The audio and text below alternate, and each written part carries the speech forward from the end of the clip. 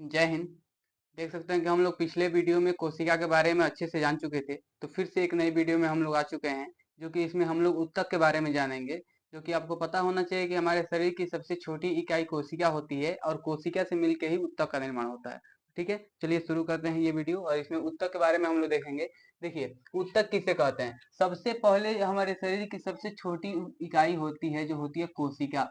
और एक समान कोशिकाओं से मिलकर ऊतक का निर्माण होता है। ठीक है, जैसे मान लीजिए दीवार में सबसे मतलब छोटा चीज मान लीजिए हम लोग ईंट के मान ले, तो ईंट मिलकर एक दीवार बना देता है, वैसे ही कोशिका मिलकर ऊतक का निर्माण कर देती है। ठीक है, देखिए इसका परिभाषा।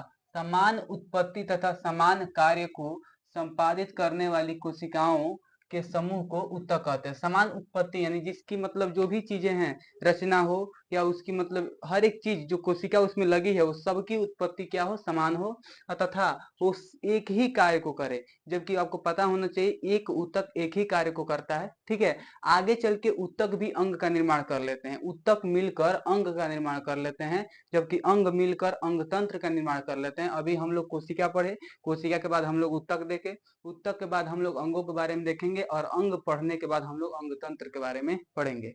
ठीक है, तो देखिए समान उत्पत्ति आप लोग को अगर दिखाई नहीं दे रहा होगा स्पष्ट रूप से, तो उसके लिए क्षमा चाहते हैं। आप लोग वीडियो को लास्ट में हम स्क्रीनशॉट देने के मतलब समय दे देंगे, उससे लिख सकते हैं या हमारे बातों को सुनकर उसको लिख सकते हैं। ठीक है, चलिए।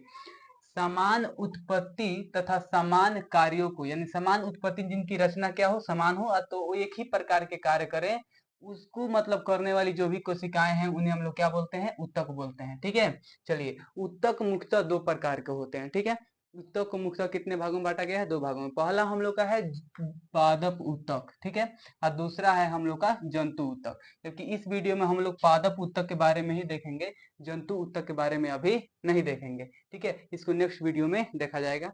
ठीक है, तो पादप ऊतक यानी प्लांट टिश्यू और जंतु ऊतक यानी एनिमल टिश्यू। अब देखिए पादप ऊतक कितने प्रकार के होते हैं। पादप ऊतक मुख्यतः दो प्रकार के होते हैं। ठीक है, पहले ऊतक कितने प्रकार के हो गए, दो प्रकार के। कोई पूछेगा ऊतक कितने प्रकार के, दो प्रकार के, पादप ऊतक और जंतु ऊतक। अब पादप ऊतक कितने प्रकार के होते हैं, तो वो भी दो प्रकार के होते हैं। पहला है विभोजतकी ऊतक, ठीक है, और दूसरा हम लोग का अस्थाई ऊतक, सॉरी, पहला हम लोग का विभोजतकी ऊतक और दूसरा हम लोग का अस्थाई ऊतक। आपको पता है कि विभोजतकी ऊतक, इनके नाम से ही आप लोग समझ सकते हैं कि ये कहना क्या चाह रहा है। देखिए, वैसी ऊतक जिनमें विभाजन की क्रिया होती हो, यानी उनकी कोशिकाओं में विभाजन की क्रिया होती हो, यानी विभाजित होते हैं, खंडित होते हैं, उन्हें हम बोल सकते हैं विभोजितकी ऊतक। जो मतलब अस्थाई है, उसमें अब कोई भी परिवर्तन होने वाला नहीं है। जब उसमें परिवर्तन नहीं होगा तो उसे हम लोग बोल देंगे अस्थाई ऊतक। चलिए, विभोजितकी ऊतक यानी इसमें विभाजन की क्रिया होगी, यानी ये वृद्धि कर सकते हैं, मतलब ये क्या होंगे, मतलब इनका आकार या आकृति में बदलाव आएगा। ठीक है, इसको देखते हैं। विभोजितकी ऊतक तीन प्रकार के होते हैं। पहला होता है शीर्षस्थ विभोजितकी ऊतक। शीर्षस्थ विभोजितकी ऊतक, ये देखिए, ये हमेशा जड़ एवं तना के शीर्ष भाग में पाया जाता है। यानी कहा जाए तो एक पौधा है, ठीक है, ऐसे मान लो यहाँ से इसका जड़ निकला है और यहाँ से इसकी पत्तियां निकली है। ठीक है, तो ये पौधा के सबसे ये शीर्ष भाग जड़ है, जड़ के सबसे शीर्ष भाग यानी निचले भाग में, और पौधा का सबसे शीर्ष भाग यानी ऊपरी भाग में ये पाया जाता है।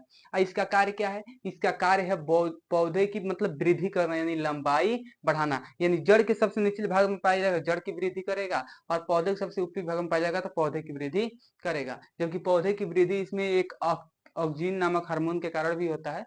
ठीक है, तो वो पादप हार्मोन में हम लोग उसको देखेंगे। ठीक है, तो शीर्षस्थ विभोजितकी ऊतक क्या है, जो जड़ एवं तने के शीर्ष भाग में, पौधे की जड़ एवं तने के शीर्ष भाग में पाया जाता है, और पौधे का लंबाई बढ़ाना इसका कार्य है। इसका कार्य क्या है, पौधे की लंबाई बढ़ाना। ठीक है, अब देखिए पहला हम लोग देखिए, दूसरा है पार्श्वस्थ विभोजितकी ऊतक।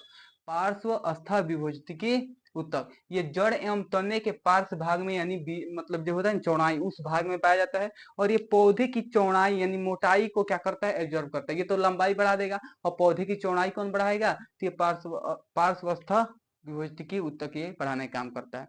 तीसरा हम लोग का है अंतर्वेशी या अंत अंतःरिविष्ट विभोजकी ऊतक, सॉरी, अंतर्वेशी या अंतर्विष्ट विभोजकी ऊतक, ये जो है अस्थाई ऊतक के बीच बीच में पाया जाता है। देखिए, अंतर्वेशी या अंतर्विष्ट विभोजकी ऊतक जो है वो पौधे में जो अस्थाई ऊतक हैं उनके बीच में जो गैप होता है, जगह होता है, उसमें ये ऊतक पाया जाता है। ये पौधे की खासकर पत्तियों एवं जो पत्ती होता है वहां पे पाया जाता है, या कलिका वगैरह जहां से निकलते हैं नया, यानी कहा जाए तो पौधे में टहनी वगैरह का जो साइड साइड से छोटा छोटा टहनी जो निकलता है, देखेंगे पौधा का तना होता है, तना में छोटा छोटा पत्ता निकल जाता है। खूब बड़ा पौधा हो गया, उसके तना में देखिए कहीं भी छोटा छोटा पौधा निकल जाता है, छोटा छोटा पौधा बोल रहे हैं, पत्तियां वगैरह निकल जाता है। तो ये कौन करता है? अंतर्वेशी ऊतक का कार्य ये है। ठीक है, अब देखिए इतना समझ में आया कि विभोजकी ऊतक जो पौधे में विभाजन होगा। अब बताइए, विभाजन होगा तभी तो उसकी लंबाई बढ़ेगी या चौड़ाई बढ़ेगी, विभाजन नहीं होगा तो उतना ही पे वो क्या रहेगा? स्थिर रहेगा। ठीक है, अब हम लोग देखते हैं अस्थाई ऊतक के बारे में। अस्थाई ऊतक क्या है? करें कि सरल अस्थाई ऊतक को दो भागों में बांटा गया है, सरल अस्थाई ऊतक, उसके बाद से जटिल अस्थाई ऊतक। ठीक है, सरल अस्थाई ऊतक, उसके बाद से जटिल अस्थाई ऊतक। सरल अस्थाई ऊतक भी कई प्रकार के हैं, मुख्यतः हम 3 लिखे हैं। इसमें देखिए, मृदूतक या पेरेनकाइमा, पहला है मृदूतक या पेरेनकाइमा। ये जो है गोलाकार, अंडाकार या स्तंभाकार का ये मतलब प्रकार का ये ऊतक होता है। ये पौधे में पाया जाता है और ये क्या करता है? ये भोजन निर्माण करता है, भोजन संचयन करता है और उत्सर्जी पदार्थ का संचित करना इसका कार्य है, गैस का विनिमय करना भी इसका कार्य है। चलिए हम लोग पहले देखें कि आखिर ये अस्थाई ऊतक बना कैसे। ठीक है, अस्थाई ऊतक आखिर बना कैसे? देखिए, हम लोग जब छोटा सा बच्चा होता है ना, तो वो वृद्धि करता है यानी बढ़ता है। ठीक है, बढ़ते बढ़ते बढ़ते बढ़ते एक समय आता है कि उसका हाइट बढ़ना रुक जाता है और तब उसमें हार्मोन वगैरह स्रावित होते हैं। जैसे छोटा बच्चा होगा तो छोटा बच्चा धीरे धीरे धीरे धीरे बढ़ते जाएगा, 5 साल, 10 साल, 12 साल, 13 साल ऐसे कर करके बढ़ते जाएगा। एक एवरेज हाइट होती है इंसान की 5 फुट से लेके 6 फुट के बीच में, या 7 फुट, किसी किसी का 7 फुट भी होता है। तो मान लीजिए कि एवरेज हाइट हो गई, और उसमें आदमी एक समय आएगा कि हाइट रुकना मतलब बढ़ना जो है, हाइट बढ़ना वो बंद हो जाएगा।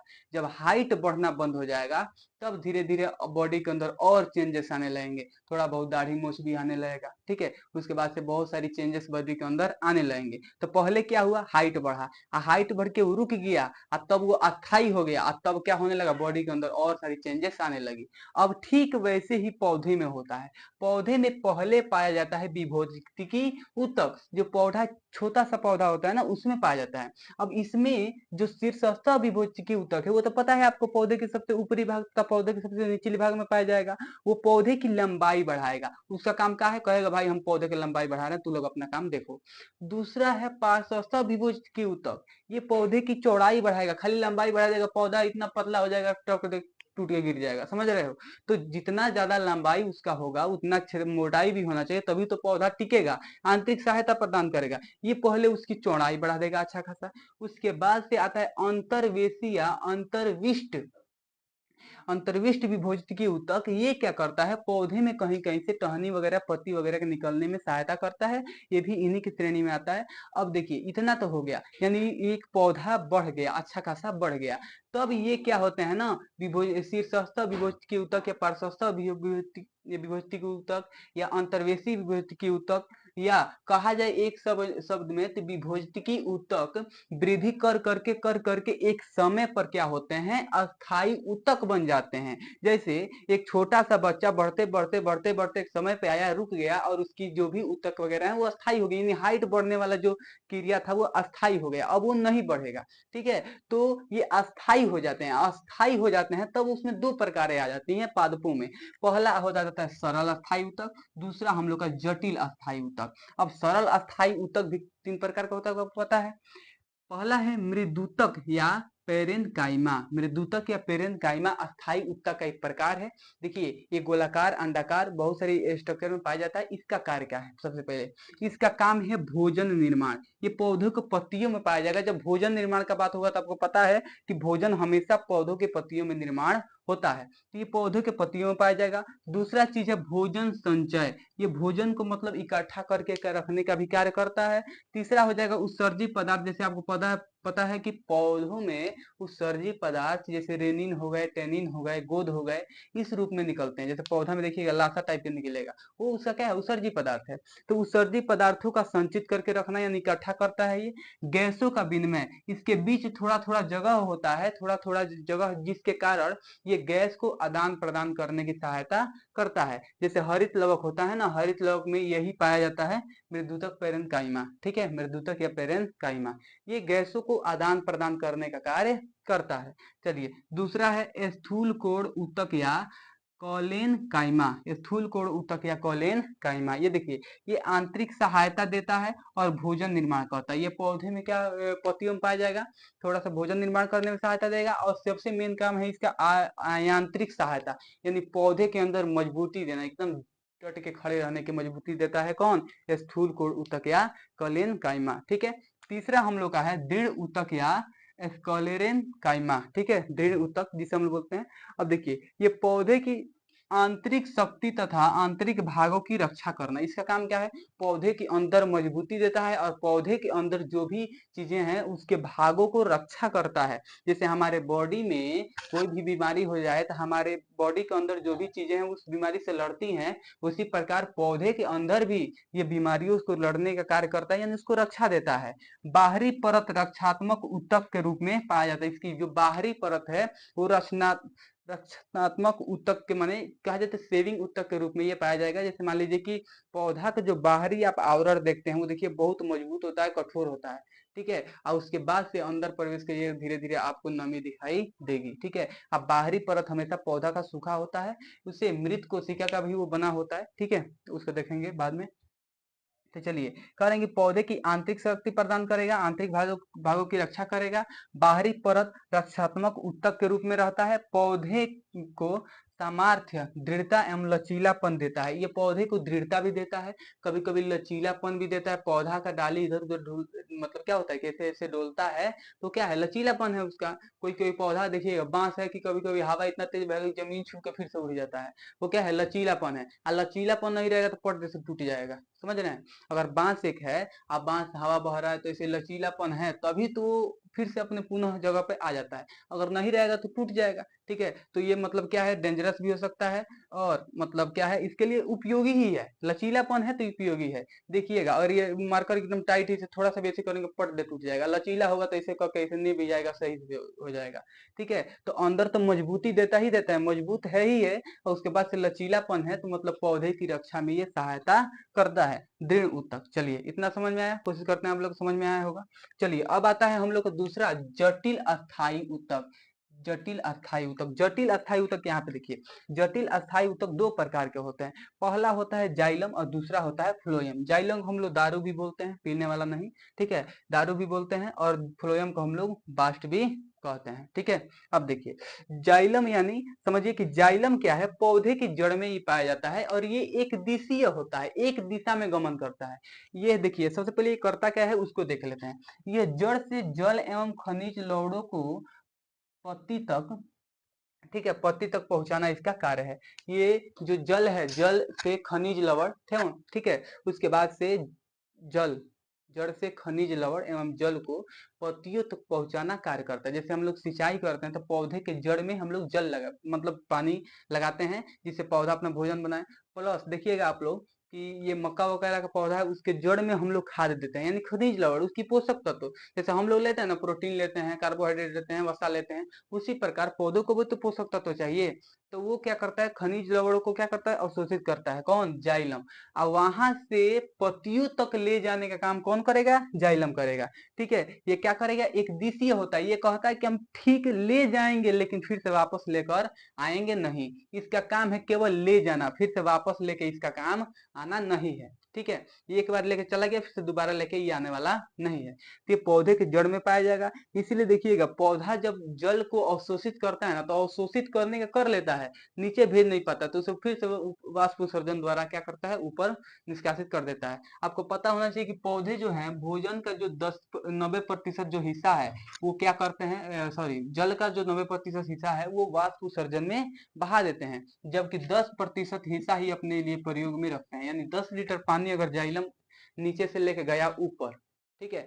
जाइलम नीचे से ऊपर पानी लेके गया 10 लीटर, तो 1 लीटर पौधे क्या करेगा, अपने भोजन बना लेगा। 9 लीटर कहेगा जाइलम को लेके जाओ, जाइलम को कहा हम नहीं लेके जाएंगे, क्योंकि इसका काम ही है कि नीचे से ऊपर लेके जाना, ऊपर से नीचे लेकर नहीं आएगा। तो अब क्या करेगा भाई, वहां पे रखेगा नहीं, उसको कहेगा ठीक है वाष्प उत्सर्जन कर देते हैं, उसको वाष्प उत्सर्जन द्वारा क्या करेगा, बाहर निकाल देगा। आप लोग को प्रकाश संश्लेषण की प्रक्रिया भी बता देंगे, अगर आप लोग कमेंट करते हैं इस वीडियो में कि सर थोड़ा बता दीजिए, तो वो भी हम लोग आप लोग को वीडियो बनाकर बता देंगे। ठीक है, तो ये यांत्रिक सहायता भी प्रदान करता है। इसका मुख्य कार्य क्या है, जल एवं खनिज लवण को पत्तियों तक लेकर जाना, जिससे भोजन बन सके। ठीक है, दूसरा चीज है फ्लोएम। फ्लोएम कर रहे हैं भोज्य पदार्थों को संवहन करना। भोज्य पदार्थों को क्या करना, संवहन करना। अच्छा ये बताइए, मान लीजिए पत्तियों में गया ये जल एवं खनिज लवण लेकर, कौन, जाइलम। अब वो भोजन बन गया। अब वहां पे भोजन बन गया, तो वहां से भोजन को फिर से लेके आएगा कौन, अन्य भागों में। पौधे की जड़ जो है, जड़ को भी तो एनर्जी की आवश्यकता है, उसको भी तो मतलब भोज्य पदार्थ जो एनर्जी चाहिए उसकी आवश्यकता है। तो उस भोज्य पदार्थों को कौन लेके आएगा जड़ तक, जाइलम तो लेके आएगा नहीं, क्योंकि वो लेके जाने का काम है, उसको लेके आने का काम है नहीं, वो तो लेके आएगा नहीं। तो फ्लोएम पौधे के अन्य भागों में भोज्य पदार्थ जो बने हैं उसको ले जाने का कार्य करता है, जिससे पौधे उस भोजन को ले ले सके। ठीक है, और उसके बाद से ये आंतरिक सहायता भी प्रदान करता है। जाहिर सी बात है, हमारे बॉडी के अंदर कोई भी अगर अंग है वो हमारे लिए मजबूती ही देता है, कहीं ना कुछ मजबूती ही देता है, समझ रहे हैं। एक मूर्ति भी बनाया जाता है तो देखिएगा पूरा पूरा लकड़ी उकड़ी सब उसमें लगा दिया जाता है ताकि उसको और मजबूती हो जाए। तो जो भी है इसमें मजबूती देगा। तो जाइलम का कार्य क्या है, जल एवं खनिज लवण को क्या करना, जड़ से अवशोषित करके पत्तियों तक ले जाना। फ्लोएम का कार्य क्या है, वहां पे जो भोजन बन गया वो उस बाकी अन्य पौधे के अन्य जो भाग हैं, जो पौधे के जो अन्य भाग हैं उनको देने का कार्य है। ठीक है, देखिए इसमें हम पादप उत्तक के बारे में पूरा आप लोग को डिटेलिंग बता चुके हैं। लास्ट में हम स्क्रीनशॉट देने का मौका दे देंगे आप लोग को, इसको लिख लीजिएगा। और जो भी आपको इसमें इश्यू दिखाई दे आप कमेंट कर सकते हैं कि थोड़ा सा इस टॉपिक को थोड़ा सा विस्तार से समझा दीजिए, तो अगले नेक्स्ट वीडियो में लगे आएंगे। और इसके नेक्स्ट जो पार्ट है 2, उसमें हम लोग जो जंतु ऊतक है उसके बारे में जानने की कोशिश करेंगे। ठीक है, तब तक के लिए जय हिंद।